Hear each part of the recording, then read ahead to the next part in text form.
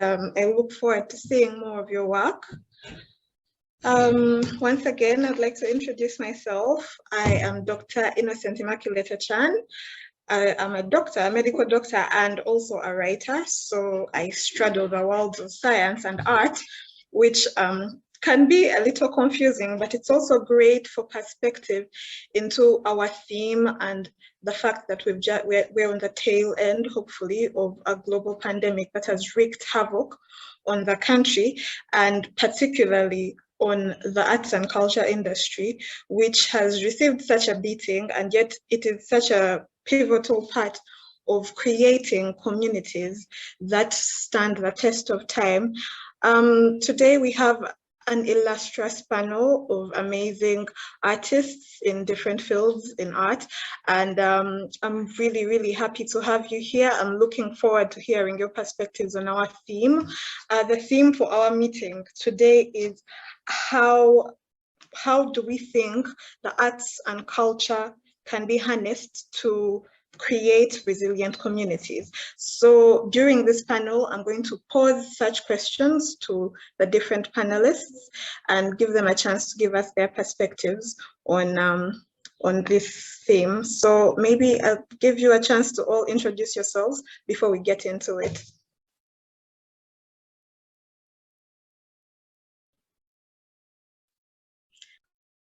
Usama, would you like to go first and introduce yourself? I don't know where you're talking fast, but thank you very much. Can you hear me, first of all? Yes, good afternoon, everyone. My name is Usama. I'm Mukwaya. I'm a filmmaker, very much generic term of a director, producer, and screenwriter.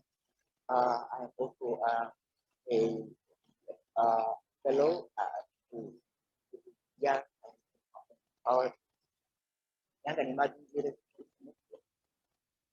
project. Yeah, we can do that.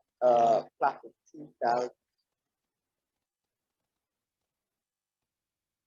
Thank you. Thank you for the introduction. Rodney, would you like to go next and introduce yourself? Yes, good afternoon, everyone. Can you hear me?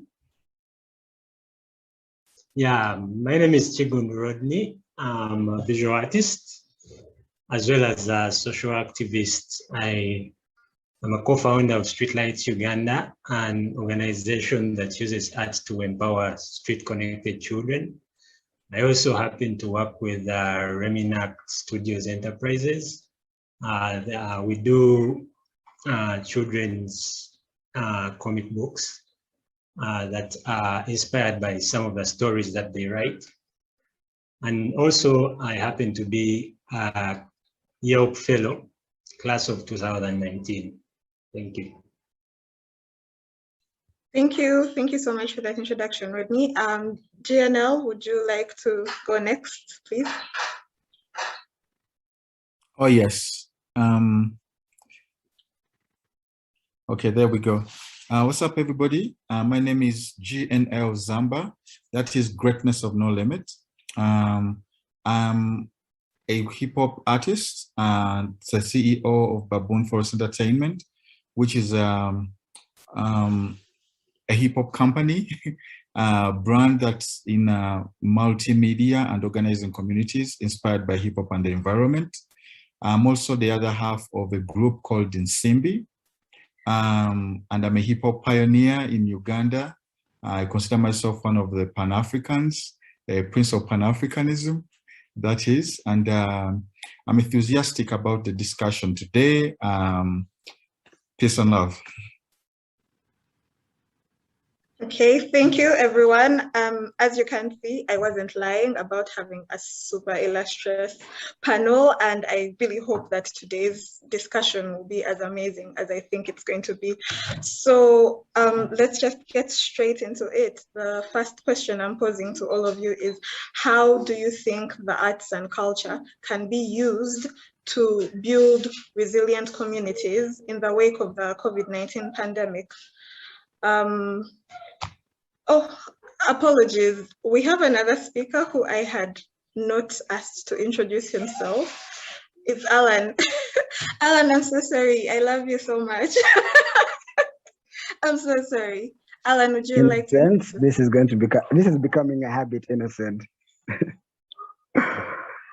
Hey guys, my name is Allan Manzi. I'm a filmmaker, an artist. I write, direct, produce TV shows, movies, series, commercials. I also do my own music as well. But on the other side, I'm also a founder of a streaming platform called Uflix, and we're currently preparing to launch next year. It's going to be a Netflix version for East Africa. So it's something I can hope we can take our creative works to and showcase them to the world, and also showcase them to each other, so we have easier access to each other and the works we do. So yeah, that's what I do. But yeah, first and foremost, I'm a filmmaker. Yeah, I'm very excited for today's talk. I can't wait to talk about it. I have my notepad ready. Fantastic. Thank you for joining us. So GNL, I'm going to start with you, if that's okay. You are one of the pioneers of the Lugha flow scene in Uganda. In the late 2000s, you brought that new style of rap to us.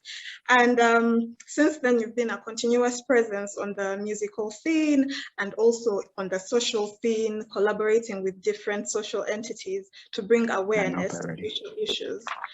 So I just wanted to ask you, how do you think your music, rap, and spoken word can help build resilient communities? Oh, yes, thank you. I think in my view, if we're to build resilient communities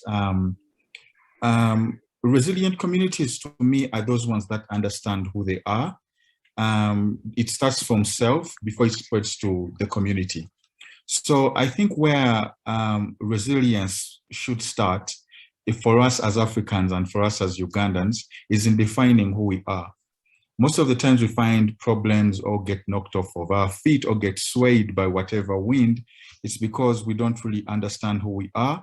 And when we begin defining ourselves, we define ourselves by the terms that was set by either colonialists, and we ignore our traditions and our culture.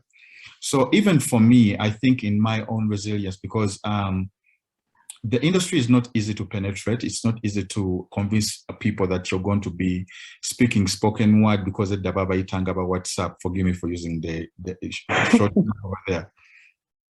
But it was until we explained to our own elders that in their traditions and their cultures that Okwivuga and Bitontome was a part of hip-hop. Until we explained and drummed that down people's psyche, we faced a lot of problems and we were being looked at as outsiders who were imitating a culture that was foreign.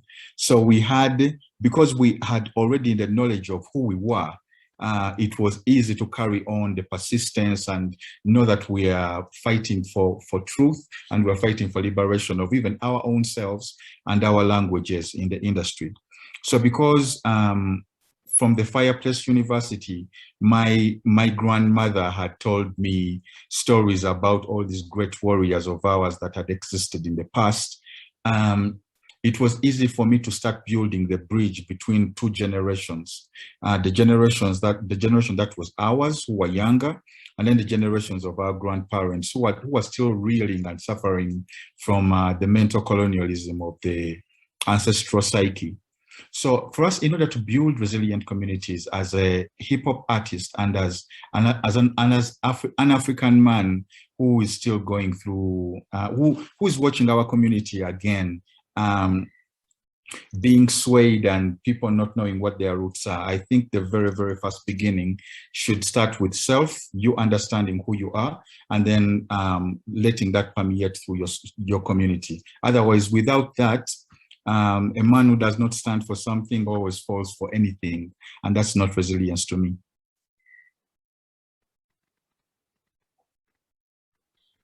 Thank you so much for that very illuminating talk. And I just wanted to ask, what steps have you taken as GNL, as Nsimbi, to kind of open our eyes to who we are, open the eyes of Ugandans to who they are, to their true identity? Yeah, so from I think one of the steps I think to me which was very pivotal was in taking back the pride of being Ugandan, or of being born in a place as blessed as the one we are born in. And that is not spitting in the face of our ancestors by rapping or expressing myself in another language. So I chose that my major mode of expression is going to be Luganda. Uganda. And then we began forming camps all over the country and encouraging people to speak Lugaflo or to express themselves through Lugaflo. And Lugaflo did not only mean, it's usually mistaken to mean Luganda, they are rapping in Luganda, but Luga is actually a Swahili word that means language. So in order to honor our ancestors, our mothers, and the people that came before us, in order for us to move with those vibrations, of ancestry to project us further into the future, we had to do that through our languages. Language is very, very important. When you communicate with a man through their language, your work is almost 99.9% done. The rest is just you adding a little flavor. So that's why it started for us. And you can see that the resilience of the Lugaflo movement still goes on even up to today. Even though we've been away for 5 years, taking a hiatus in Los Angeles, when we come back home, the movement is still there because the movement's roots are deep, and they're deeply rooted in our ancestry, and it's a language that people have always spoken. When the Banyankore are doing their thing, the Kwivuga is not going to go away anytime. You get me? It's because it's rooted in that. So when the Banyankore rappers begin rapping and honoring the tradition of Kwivuga, if we incorporate our dances into our arts and culture, you find that we have something new and unique to offer to the rest of the world. Otherwise, if we fall for Nigerians and everybody speaks Pidgin, and you fall for the Jamaicans, everybody speaks Patois, without forgetting and defining yourself by who you are from the moment they see you. From the moment they see me, the jacket is designed by Nsimbi. You see a cowrie shell. You're going to see African jewelry designed by Africans. That means that even my art is empowering artisans from wherever I come from. And that's economic empowerment stemming from realizing who I am as a person and as a creative. Thank you so much for that. I hope the person in charge of the social media is dropping these delicious tidbits for everyone to see, because it's so many quotable, and I love the perspective you've given that we need to put ourselves out there using our languages instead of trying to present ourselves as something we are not. Thank you so much for that. I'm going to move on to Usama. Usama, you are a filmmaker, a movie director, a producer, an actor. You do it all. You're a screenwriter, and you're really one of the most important names and presences in the film industry. So I just wanted to ask, how do you think film, Ugandan film in particular, can be used to build resilient communities? Thank you very much for this opportunity. First of all, allow me again to thank the Leo African Institute, the ALG team for this incredible opportunity. I salute my fellow panelists, my friend Rodney and Allan, and the one and only GNL. I think it was intentional to have you begin the conversation, but that was a very powerful intro. To get back to Dr. Acan,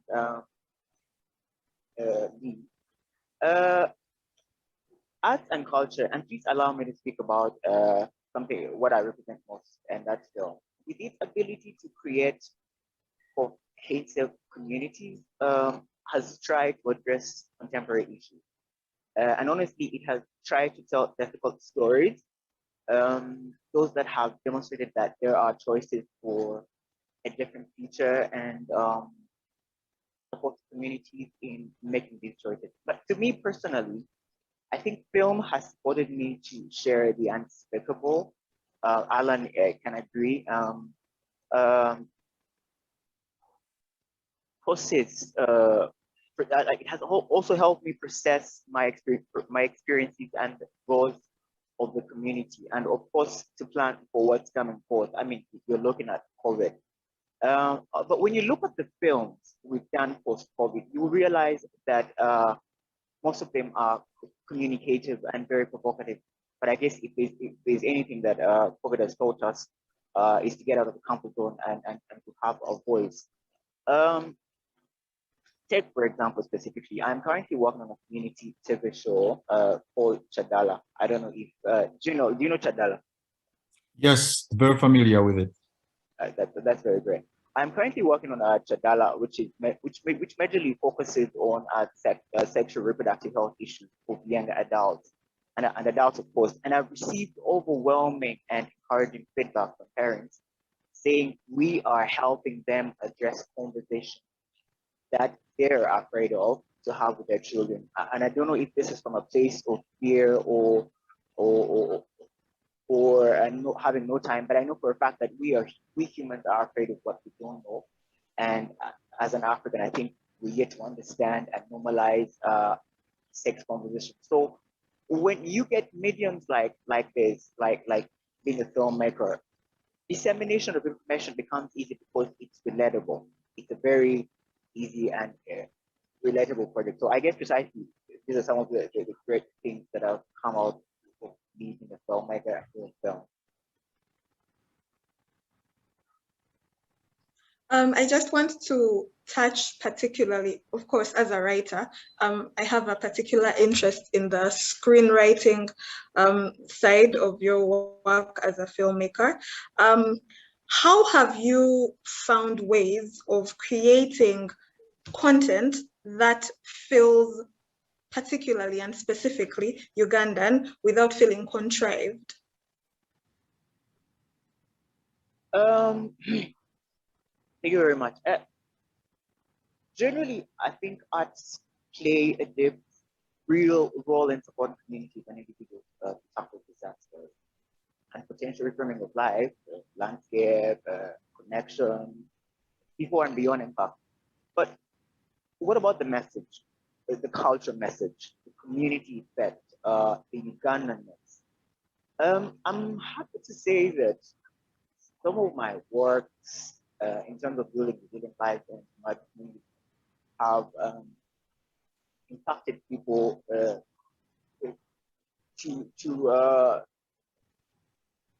care about their own people and traditions.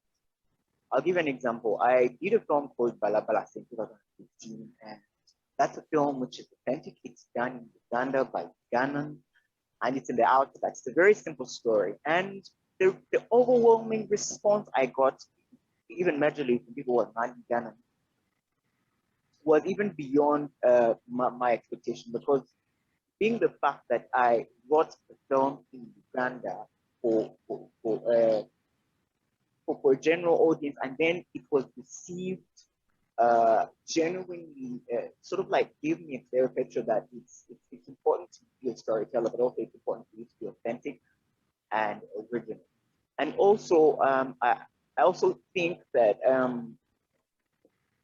I have tried to give me being an original and authentic storyteller has helped me sort of like increase community cohesiveness, growth, in also empowerment and celebration of our own. I'm very excited. Everyone here who's part of this panel knows that we have a Uganda film in Netflix. And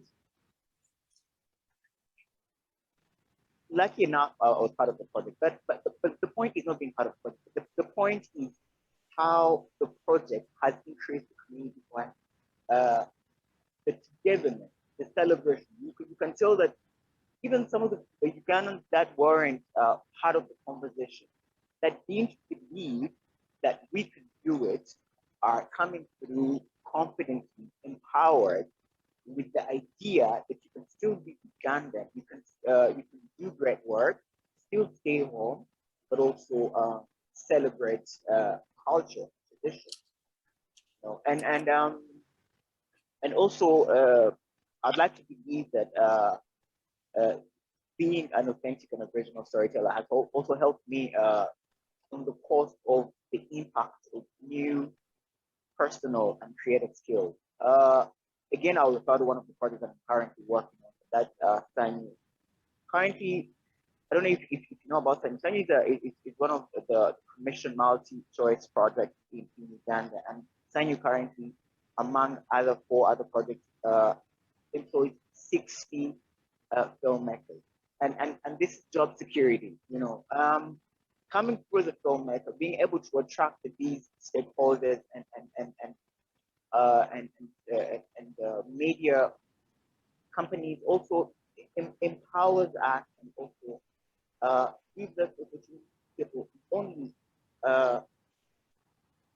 come through as a filmmaker, but also being able to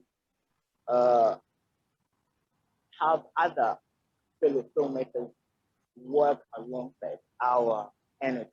I don't know if that makes sense. And also, last but not least, it's been an impact of strengthened connection in the sense of shared opportunity. Right now, we have a film. Who knows if we keep pushing and doing premium original work, we could make it to Hollywood. And I'm not saying that we haven't made it to Hollywood, because by default, having a film on Netflix, if you are Hollywood, no. But we want to go as far as the Academy of Motion Picture. But how do we go there? How do we sort of represent you Ugandan, which is a premium word, who you are? That is, I think, Uganda, also being African, and being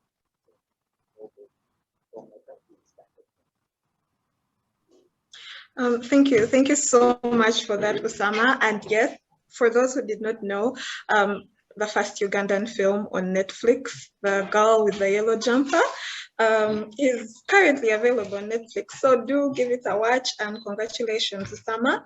I'm just going to piggyback off that talk about filmmaking straight to Allan. And can you take medium resilient communities?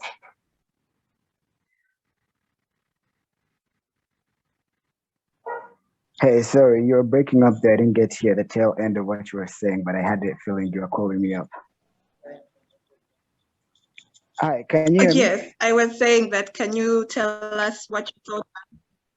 Yeah, we can hear you. Can you hear us? Yes, very, very clear. All right, so Fantastic. in regards to how arts and culture can build resilience in our communities, I'm looking at my own personal life and my career, because I personally, as a filmmaker, I've made it intentionally my goal to make stories that affect us and that are easily relatable. And what do I mean by that? I mean characters that are very, very much like the people when you walk outside who you'd find on the streets. And so from the first film I did in Uganda, which was Rehema, which was set in Kawempe, I was born and raised in Kawempe. It's about a Muslim girl in Kawempe. And so I understood that world. And so by the time we got to tell that kind of story and it went out to the world, I made the film with Usama. The world received it with such open arms, and it had a very good run in film festivals across the world. And it gave it one Best Short Film here, but the thing here I'm talking about was the fact that the entire film was in Uganda. And we hadn't had a film that was fully in Uganda that had done that. And one of the reasons we made it a choice to have it entirely in Uganda and not have them speak partial English or something, or have them translated to Uganda later on, was so that our audience who are the people we're making the film for, which were the regular Ugandans, could see themselves in it. But also, what film does when you see your community in film is that it builds or nurtures empathy in you for understanding what other people go through and how other lives are going through. So, for example, that particular project was about a Muslim girl and the tragedies she's going through in her life. But me, as a Catholic-raised young man in Kampala, I may not understand that. But through film, I'm able to empathize with the situations they go through, and that, if not anything, is what builds most harmony within our communities. The ability to sort of like empathize with what each of us are going through and know we're in this together and we're in this for the long haul. So let's, we have to do this together, and without each other, we can't really get far. And the only way we can be able to get on the same page with anything is if we see perspective of what the other person's going through. And film really does that. It's done it with my film Rehema, when I created Chadala, the film Usama was talking about young people going through sexual reproductive health. With my latest project, which is JDC, it's a kids musical. It's the first Ugandan kids musical, a family musical, and we're getting it straight from a primary school with the setting we remember. Yes, it is set in a very modern primary school, but it's a primary school whereby we see characters that we easily relate to, and what the parents are going through and what we're going through and what we went through and what our little cousins went through and the stories were told about different primary schools, all of that being experienced on the screen. And that was our goal, to sort of like have it explode in your face in such a small time that you feel like you've traveled into a time capsule, into that time when these people are experiencing this world. And so the only way you can achieve all of that is by being as authentic to the characters as possible. And once you get authentic with your characters and tell the stories as authentically as possible, you're going to naturally attract everyone to come and watch it, because beyond just our mere differences, at the core of it all, we're really all the same. We feel the same, we have the same emotions, and so we experience the same ups and downs of life. And so the more authentic we get with our art, the more we can open up our community to understanding each other. And then if we do really empathize with each other, the more harmony we'll live in. And so that's how really the core of what I'm saying is that by telling more authentic, more positive narrative stories that empower us rather than show us through some sort of blaxploitation or just one of those white savior movies, but actually a story that empowers whoever's watching it to feel that, oh, the characters in this story had the ability to get out of their situation and they went and did that. And so having this positive narrative curated through the stories we tell, at the same time keeping them authentic, I mean, I see arts as one of the main factors that can build the strongest of communities. And if you look in the history tells us the best communities were communities or civilizations that had a very, very big and noble place for art and the creators, so that we get to tell the stories, because it's these stories that get to live on and what we call our culture. But at present day, it's called art. And so that's what that's my input to how arts and culture can really build resilience and in our communities by simply just being true to what the kinds of stories we tell. Let's not try to do American films here. Let's do African films. Let's do stories. But then an African film is not limited to looking like with huts or whatever. An African film is a film that's simply told by Africans. And so that does not have a monolith explanation, but simply the source of it is what qualifies it to be an African film. And so let's allow ourselves to be open in the kinds of stories we tell, so that the more open we are and the more authentic we are about those experiences, the more our communities and the more our communities and the places we live in will become stronger once they watch and interact with this art. So yeah, that's what I had to go. I have a lot more I was going to talk about, but I feel like that summarized it. Thank you so much for that, Allan. I hope you can hear me clearly. Yes, very clear. Fantastic. It's almost like you read my mind with the last bit of your amazing talk. I was going to ask you, what place do you think joy in filmmaking has in building our communities and giving us that sense of community? Because while we might say that we are allowed to have diversity in the kind of art that we're making, the kind of film that we're making, an overarching theme in African art and African film and African writing seems to be that of misery. So what do you think, what role do you think joyful filmmaking can play in building these communities? I feel like that goes to the core of actually what I was saying. The positive narrative is a major factor in how anyone feels about themselves. Any narrative that we experience, if be it positive or negative, has an impact on us. And so us as Africans, we've gotten used to being the dark continent, from what they call us, to being the NGO continent, to being the continent that has a lot of suffering and and misery. But then, truth be told, misery and suffering is everywhere in the world. However, they just choose not to show it in such. What we should do in such to sort of like reverse that is telling more positive stories like you say, of that are of joy. Because I loved what's it called? I love. There's a few filmmakers there's Eric Carrera in Rwanda. He made a filmmaker about about the South African World Cup in 2010, and how a few kids from Rwanda were traveling to walk all the way to South Africa to watch it, and was just about the hope of it all, and just the massive journey that they had in front of them, and the boldness to simply go and accomplish it. And so it was such a beautiful, joyous movie.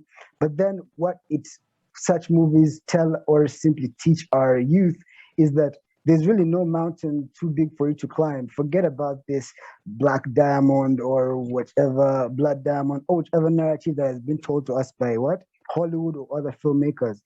Let's tell stories where we are our own heroes, whereby you can watch a film like Rehema and you empathize with the lead character and be like, I actually know what she's going through, and I empathize with that. But then she didn't have to be going through something that's sad all the time. We have to make sure our stories are positive, and positive to the fact that they have an innate joy. And this also goes down to our intentions when we're telling these stories, what it is we're trying to do. Like, are we simply trying to communicate? What kind of information are we trying to communicate? Is it about a character? Is it about a situation? Is it about whatever the story might be about? The intention of it also matters. So joy being a result or being something that people experience has to be very much in the process at the beginning when you're starting to create that art. But yeah, I do believe positive stories. I mean, for example, look at look at Black Panther and what Chadwick Boseman was able to do with that, and how that simply just transformed how Black kids across the world were able to feel about themselves. We had seen a plethora of white superheroes.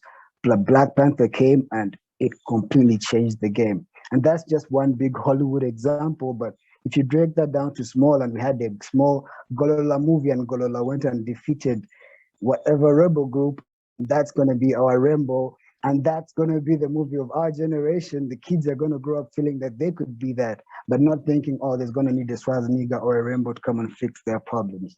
I don't know if I went a bit too off, but yeah, that's what I think about joy and how we could put into our filmmaking. Oh, no, you did not go too off. Thank you so much for that. I'm going to move to Rodney now. Rodney, I know you're a design artist, and so you're probably familiar with the saying that a picture is worth 1,000 words.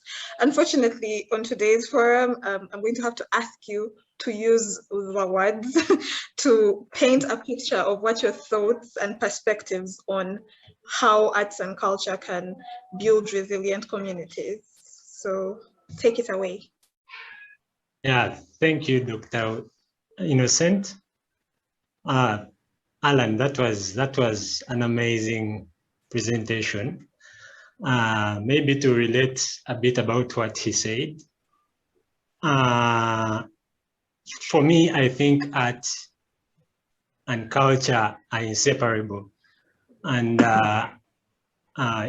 when I say that, I mean art kind of brings people together, and then culture makes these people embrace each other's diversity and actually accept each other from the different communities, the different environments in which we come from.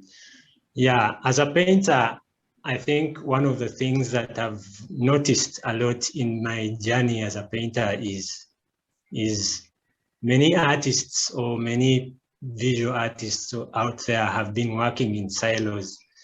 And this is also something that has been in the past, and where it goes way back in the past, where we see artists hide away in their studios and get to paint pictures and then share them with the world.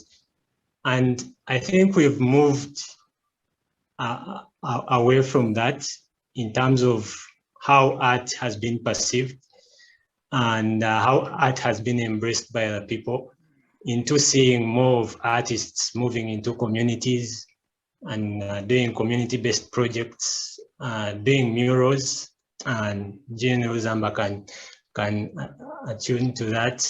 We see graffiti coming into public spaces. We see graffiti coming into offices, and this is something that wasn't there before. And I think for me that is one of the ways in which art can become relevant to community, in terms of having visual arts, having paintings, having pictures, having designs being represented within the public spheres, where people can actually start accepting and appreciating them from there. Yeah, and to me, this is something I've seen even during the COVID pandemic, where we've seen art being like one of the pillars to shaping narrative, in terms of communicating about the dangers of the pandemic, but also talking about the effects of some of the things that you might, if you don't do, the pandemic can cause. So art has been relevant in those areas, especially visual art, where we see the adverts, we see the skits. When you talk about film, you see comedy. Sometimes it's comedy.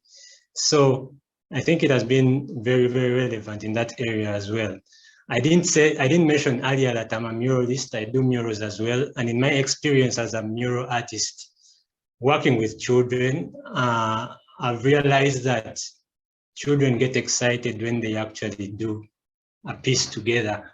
There's a sense of community, there's a sense of belonging that comes with them working together to accomplish a piece, or to, even if it's a small piece as A2 is like a size of a window. So there's a way that they are connected, even if they don't know who, like where each one of them come from. There's a sense of community that happens when they do that. So there's a mural we did in Karamoja, and this is a community that is facing quite a lot of challenges when it comes to education, well-being, and health. And during that mural session, I realized that there's power in coming together, the Ubuntu story that we normally talk about, coming together. So we did a mural on a container where most of these kids actually spend most of their days. It's like a model farm where they come to pick food and go back home, because one of the challenges that they have is the food is not enough. So for them, participating in that was kind of an elevation in terms of them understanding why they exist as human beings, but also realizing that at the end of the day, it's not the end of the world. There are people that actually care. And that brings about the empathy Allan was talking about, appreciating the fact that we need to empathize with other people in terms of understanding where they're coming from, but also embracing them, because we are all human at the end of the day. And to me, if we are to imagine communities growing beyond us as creatives now, and also creating another pool of artists that are going to live or are going to take on the mantle after us, it's basically that. Because I personally work with young people a lot, aged between 11 and 22, and there's a lot you actually get to learn from them in terms of the enthusiasm they have. And sometimes you realize that art is one of the ways in which they get to open up. Like when you introduce an art engagement of some sort, or a community-based program where they get to engage and do art together and also get to share moments together. This kind of helps them, first of all, forget about the challenges they're going through, but also embrace the diversity of all the other children that come together. So for me, that's the picture I have, like you asked, of a community I want to see, or I'm already seeing in my own perspective of arts and culture being relevant to and fostering resilience and also emerging communities. Thank you so much for that very, very thoughtful response, Rodney. You said something that kind of brought a question to the forefront of my mind. You mentioned that art helps us understand why we exist as human beings.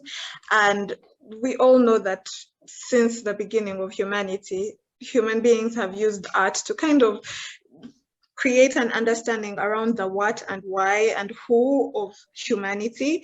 And as someone who works with children, do you think it's very important for us to start them off young? Do you think that doing so with the youngest parts of our community just sets up a stronger foundation for the community in the future? Yes, personally, talking about my experience as an artist, I think my journey as an artist started, if I'm to trace back, in primary 6. And this is not because I had an art teacher with me, or I had someone there to tell me, but this was my social studies teacher. He was called Mr. Magambo Diffas. I even remember the name. So he used to teach us art sometimes instead of social studies. And to me, and this is something I didn't see back then, but then looking back right now, I realized that that was a step for me to actually elevate my art journey to what it is now. So I think starting young is really, really important. And this is something I urge most of the parents to work with, especially under Remina Comics, where we empower kids to write stories, and which stories we turn into comic books, and they become authors at a young age. We already have like 4 titles now. So we encourage parents to encourage their children to push their talents, because at the end of the day, the new or the imagined communities we actually want to achieve are based on skills that are going to be beyond what we study at school. So to me, it's always important to start them young, but also this helps them embrace the journey. Like GNL Zamba said, you embrace the journey from way back, where you come from, the identity part of it. Kind of art helps them understand their identity in terms of their culture, their language, which is very, very key, and also get to understand where they are going in terms of, in case they want to take on art as a career. Yeah, so basically that's it. Starting them young is pretty much important, because there's a saying that says art compensates where language fails. And to me, that's very key in building resilience. Yeah, we see that we are moving into a world where inclusion is important, where we have to be empathetic. So I think that's really, really important. Thank you. Thank you so much. You really bring a new depth of thoughtfulness to your responses, and I really love that. I guess it's just the artist Midas touch. I'm going to circle back to GNL, who I would like to thank for being here with us. and for kind of giving the conversation the springboard off of which to go and like just soar into the sky. GNL, we have a question here for you from Martin Balaba, who says, despite the richness of our culture that has informed modern day concepts, we do not document our culture, our history, and to me, that is disastrous. We have no culture of honoring our culture by documenting it. The wealth of Zamba's lyrics that transcend time and speak to a spectrum of cultural facets cannot be found in dissertations, academic or cultural writings. This leaves us prone to losing the incredible content that can anchor our communities in building resilience. What do we do about this? That's a very nice question. I lost you there in the middle, in the middle a little bit, but I think I got the gist of the question. I think it was about 6 years ago when I was invited by a lady called Dr. Chibuli, who is part of the department of, this is a geography department in Makerere University. And she's a literature professor, and she wanted me to give a talk about my language and my poetry and how I come up with lyrics. And it ended up being one of these very interesting discussions that we had with people, which went into why we create and the philosophy behind the creation of the philosophy behind the lyrics that we create. I, for one, create to express myself, that's one. And I believe that at the highest level of self-expression, one can achieve the greatness of no limit. Again, greatness of no limit, yes. So we had like a very interesting conversations with the students, and from going away from that, you found that many people now began or got sparked off a little bit in trying to write stories that were mainly from their experiences. We still have a lot in our education system. Shout out to all the teachers that break out of tradition in order to create new ways of thinking and nurture talents that do not fit the box, or the people that realize that actually there's no box to this creativity. We as artists have to go against convention in order to introduce a new world. It's our duty to break down toxic traditions, yeah, and introduce new ways of living. It's up to us to encourage people to open up through therapy to exchange ideas. It's up to us to decide to plait our hair in order to express that we as Africans can live like this and be doctors and be men of responsibility, looking the way we look because our hair is naturally grown like this, and uproot all those seeds that were planted by the colonialists, that even all the people in offices believe that a person has to look a certain way in order for them to be responsible or to be a citizen. All of that, our great-grandfathers were beaten to accept this. They were beaten to accept clothes. They were beaten to put razors to their skins. They were beaten to shave off their heads, or else they were not going to be employed by the colonial master. So how do we document all this? I think we have so many avenues. I consider myself a storyteller. How do we archive all of these stories? Right now, the technology is on our side. The technology is playing very well into the hands of the new African creative. That when I'm telling my stories now, they can be digital, they can be they can be just music, or I can decide to tell my story through the music, or I can decide to collaborate with Mr. Kiggundu over here and put together a baboon forest comic book. How is that for an imagined community? You get me? So to me, Baboon Forest, even in my mind, is like some kind of Star Wars. There are characters already created there. There's a philosophy that governs it. And that philosophy, once again, is rooted within the beliefs that I have as a person inside myself. I love the environment, I love conservation, and it has to be something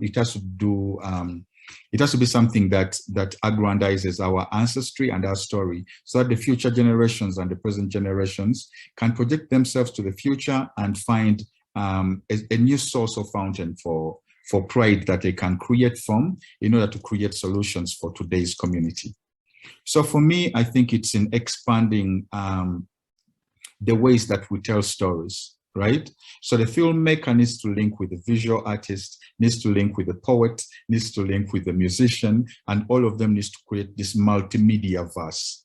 You get me? And I think it's only through collaboration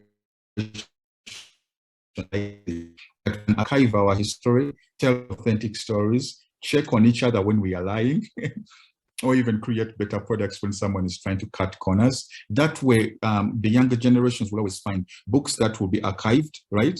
You'll find digital programmers that work well with other artists to program this work, and so that is easily accessible in places where the internet is not available. People can just have a flash, they plug it in, and have access to all of this work. I know there's something that I wanted to tap on. We always say resilient communities, right? I like the idea of imagined communities, because in imagination, according to Einstein, it takes us everywhere. There's no limit to where we can go. To me, I dwell more on the imagination and how far we can project ourselves to the future. This idea of the resilient communities, yes, we need the resilience, but I want to get out of the resilience mode and get into instead of survival, I want to thrive. So we should begin designing for thriving. I'm very happy for my brothers. Yellow Jumper is already on Netflix. And I think from the very, very beginning, they projected themselves to the future and said, we're not going to cut any corners. We're going to do A, B, C, and D, learn everything until we land over there. Now, right now, our biggest challenge as artists is that we don't have the access to the funds, right, to create the projects that we want to create. And yet, the country and the region and even Africa is missing out on a lot of revenue that we can actually fetch for the continent, right? We're not, it's our art, it's our stories that are going to inspire the scientists. So invest in the artists so they can inspire the scientists, so they can write the poetry, so they can write the copy to sell African products. There's a lot that's being missed out on. I'm no longer just interested in the resilience, because that's already in us as Africans. It's already in it. Even Corona killed us a little bit, but not as much as it did. We have a certain resilience, which is not only spiritual, but also is inbuilt. So right now, let's unlock the mind to start thriving. Let's design to thrive. Thank you so much. I'm left speechless. I don't want to even add to what you have said.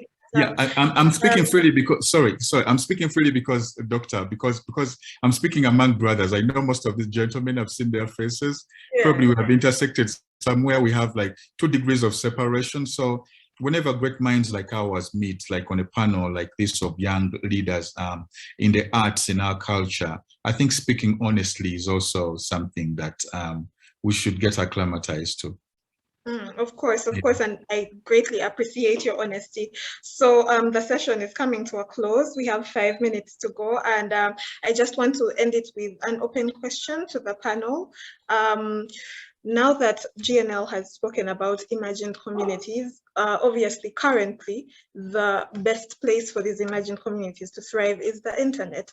So what do you think, what steps do you think we as artists can take to thrive in that imagined space? GNL, would you like to take it off, or would you like to close? I don't know. I would like to be very, very brief. But right when we speak about imagined communities, I was thinking about Zuckerberg and him going into this metaverse, which is going to be so interesting. And all the worlds we artists are going to be able to create the avenues and the revenues that are going to be coming in. I don't have so much more to say. I think what I need to yield the time to my brothers to put in a word or two. But I should say that the future is very bright for us as creatives, and it's our responsibility actually to take the dreams of our people, of our communities, and project them to the future, make them think further than the line, push that envelope as far as you can, so that our communities can thrive and see themselves in some kind of utopia and see themselves in the future. That's how we're going to win. Thank you so much. Rodney, would you like to give us like a minute of your thoughts on my question? Yes, Dr. Innocent. For me, I think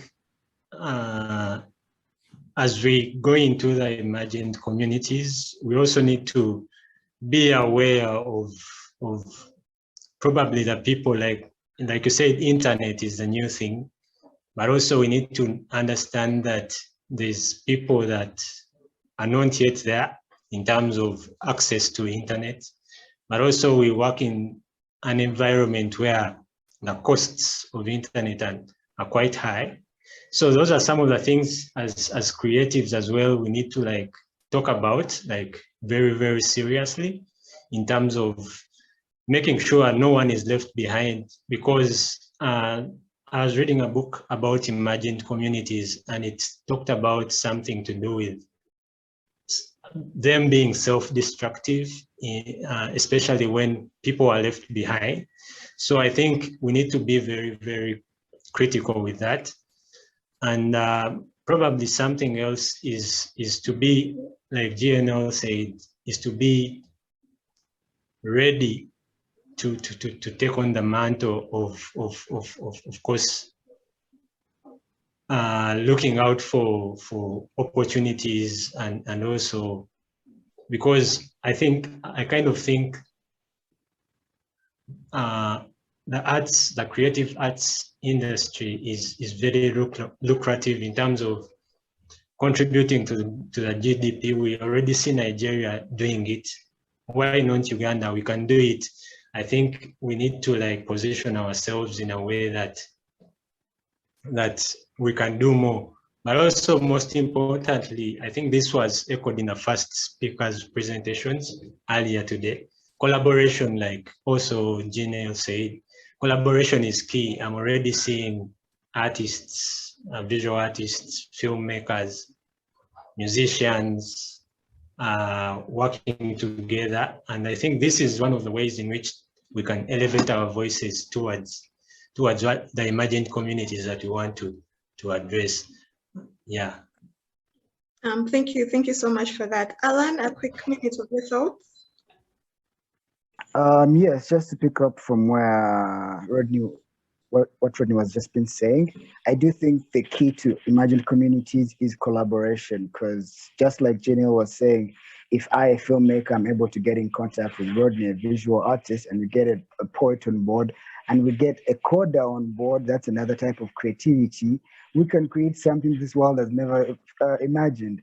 And so I feel like it's connecting those dots of my ability plus your ability plus his ability can create something we never knew we needed or wanted. And I think that's the building blocks to the emergent communities, because online, yes, online is going to grow. And I do think virtual reality is the future. But as far as right now, especially on the scale we're at, it's now the skilling together, it's the pairing of skills to build to just like little cogs in a system to get that system running. Because I believe eventually, if we're all able to, if I can access the right kind of team to create something, then our solutions are going to be solved within the next generation. Because if I'm able to get anyone within a creative space or within any space just so easily, and I know I can get GNL, I can get Usama, and we can come up with something that's going to talk about, I don't know, whatever the topic, the pandemic, and we know we're going to have actual effect on people's lives because of the ability of skills that we have in between us. And so if just at that small scale we can build our skills together on, the imagined communities are going to be both the communities of the collaborations we create, but also the communities that are created by the creations we create. I don't know if that makes any sense. It makes sense and it sounds very soundbitey. I hope it has been taken by the social media team. We'll close off with Usama. Usama, give us your thoughts.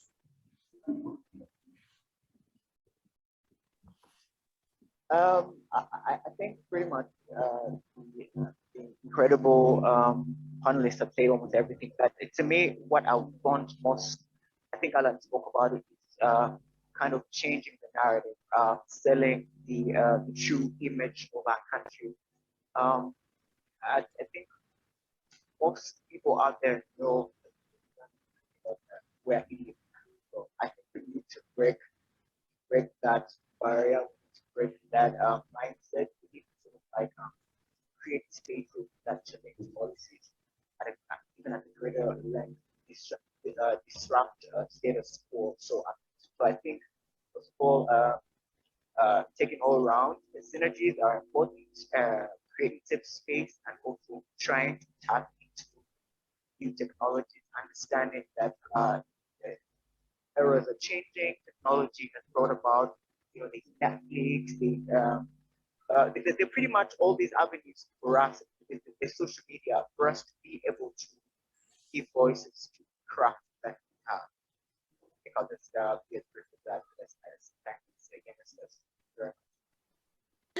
Okay, thank you so much, Usama. Thank you for closing off on that great note. Once again, I would like to thank all the panelists for joining us today. It has been better than what I hoped it would be. So thanks a lot for that. We're going to close off the session now. Just a quick heads up, the next session is going to be at 4:30, hosted by Angelo Usama. So looking forward to seeing everyone there, and tomorrow's annual leaders gathering is going to be both physical